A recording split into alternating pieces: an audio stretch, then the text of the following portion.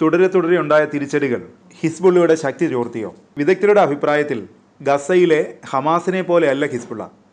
10 മടങ്ങ് ആയുധ, സാമ്പത്തിക, സൈനിക ശേഷിയുള്ള പ്രസ്ഥാനമാണ് ഹിസ്ബുള്ള. ഹമാസിനെ തകർത്തതുപോലെ എളുപ്പത്തിൽ ഹിസ്ബുള്ളയെ കീഴ്പ്പെടുത്താനാവില്ല. ഹിസ്ബുള്ളയുടെ മേധാവി ഉൾപ്പെടെ 3 പ്രധാന വ്യക്തികളാണ് തുടരെ കൊല്ലപ്പെട്ടത്. പിന്നാലെ ഇസ്രായേലിന് നേരെ കനത്ത ആക്രമണം നടത്തിയതിൻ്റെ ദൃശ്യം പുറത്തുവിട്ടിരിക്കുകയാണ് ഹിസ്ബുള്ള. നോർത്ത് ഇസ്രായേലിലെ സഫേദ് മേഖലയിലാണ് സെപ്റ്റംബർ 26-ന് ഹിസ്ബുള്ള റോക്കറ്റ് ആക്രമണം നടത്തിയത്. ഇസ്രായേൽ സൈന്യത്തിൻ്റെ നോർത്തേൺ ഹെഡ്ക്വാർട്ടേഴ്സിന് സമീപമാണ് ആക്രമണം ഉണ്ടായത്. ഇതിൻ്റെ ദൃശ്യങ്ങളാണ് ഹിസ്ബുള്ള ഇപ്പോൾ പുറത്തുവിട്ടിരിക്കുന്നത്. മേധാവി ഹസൻ നസ്രല്ല കൊല്ലപ്പെട്ടതിന് പിന്നാലെയാണ് ഹിസ്ബുള്ള വീഡിയോ പുറത്തുവിട്ടത്. അതിനിടെ കഴിഞ്ഞ ദിവസം, അതായത് സെപ്റ്റംബർ 29-ന് നോർത്തേൺ ഇസ്രായേലിലേക്ക് 100ഓളം റോക്കറ്റുകളാണ് ഹിസ്ബുള്ള തൊടുത്തുവിട്ടത്. Upper Galilee, western Galilee, Haifa മേഖലകൾ ലക്ഷ്യമിട്ടായിരുന്നു റോക്കറ്റുകൾ കുതിച്ചത്.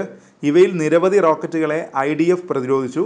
റോക്കറ്റുകളിൽ ചിലത് ഓപ്പൺ ഏരിയകളിൽ പതിച്ചതായും റിപ്പോർട്ടുകൾ പറയുന്നു. ഏറ്റവും ഒടുവിലുണ്ടായ ആക്രമണത്തിൽ ആളപായമോ നാശനഷ്ടമോ ഉണ്ടായിട്ടില്ലെന്ന് ഇസ്രായേൽ സൈന്യം അറിയിച്ചു. അതിനിടെ ലെബനനിൽ നിന്നെത്തിയ 2 ഡ്രോണുകൾ ഇസ്രായേൽ വെടിവെച്ചിട്ടു. ഹിസ്ബുള്ളയുടെ ഉന്നത നേതാക്കളിൽ ഒരാളായ കമാൻഡർ നബീൽ കൗക്കും വ്യോമാക്രമണത്തിൽ കൊല്ലപ്പെട്ടതായി ഇസ്രായേൽ സൈന്യം അതിനിടെ അവകാശപ്പെട്ടു. വെള്ളിയാഴ്ച ഹിസ്ബുള്ള മേധാവി ഹസൻ നസ്രല്ല കൊല്ലപ്പെട്ടതിന് തൊട്ടു പിന്നാലെയാണ് കൗക്കും കൊല്ലപ്പെട്ടത്. ശനിയാഴ്ച നടത്തിയ ആക്രമണത്തിലാണ് കൗക്കിനെ വധിച്ചതെന്ന് ഇസ്രായേൽ സൈന്യം പറയുന്നു. എന്നാൽ ഹിസ്ബുള്ള ഇതുവരെ അത് സ്ഥിരീകരിച്ചിട്ടില്ല. ഹിസ്ബുള്ളയുടെ മധ്യതലത്തിലെ ഡെപ്യൂട്ടി മേധാവിയായ നബീൻ കൗക്ക് എക്സിക്യൂട്ടീവ് കൗൺസിൽ അംഗമാണ്. 1980-കൾ മുതൽ സംഘടനയിൽ പ്രവർത്തിക്കുന്ന കൗക്ക് 2006-ൽ ഇസ്രായേലുമായി നടന്ന യുദ്ധത്തിൽ നിർണായക പങ്ക് വഹിച്ചിരുന്നു. നസ്രുള്ളയുടെ പിൻഗാമിയായി പോലും പറഞ്ഞ പേരുകളിലൊന്നായിരുന്നു കൗക്കിൻ്റേത്. രാജ്യാന്തര മാധ്യമങ്ങളുടെ റിപ്പോർട്ട് അനുസരിച്ച് ജിഹാദ് കൗൺസിലിലെ പ്രധാന നേതാക്കളെല്ലാം കൊല്ലപ്പെട്ടു. ആക്രമണ പദ്ധതികൾക്ക് നേതൃത്വം നൽകുന്നത് ഈ വിഭാഗമാണ്.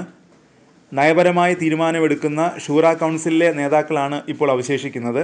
ഇസ്രായേൽ കഴിഞ്ഞ ദിവസം തെക്കൻ ബെയ്റൂത്തിലെ ദഹിയയിൽ നടത്തിയ കനത്ത മിസൈൽ ആക്രമണത്തിലാണ് ഹിസ്ബുള്ള മേധാവി ഹസൻ നസ്രല്ല കൊല്ലപ്പെട്ടത്. പലസ്തീൻ സായുധ സംഘടനയായ ഹമാസ്, ഇറാഖിലെയും യമനിലെയും സായുധ ഗ്രൂപ്പുകൾ എന്നിവയുമായി അടുത്ത ബന്ധം പുലർത്തുന്ന നേതാവായിരുന്നു നസ്രല്ല. ലെബനീസ് രാഷ്ട്രീയത്തിലെ നിർണായക ശക്തിയായ നസ്രല്ലയാണ് ലെബനീസ് സൈന്യത്തെക്കാൾ വലിയ സൈനിക ശക്തിയായി ഹിസ്ബുള്ളയെ വളർത്തിയെടുത്തത്.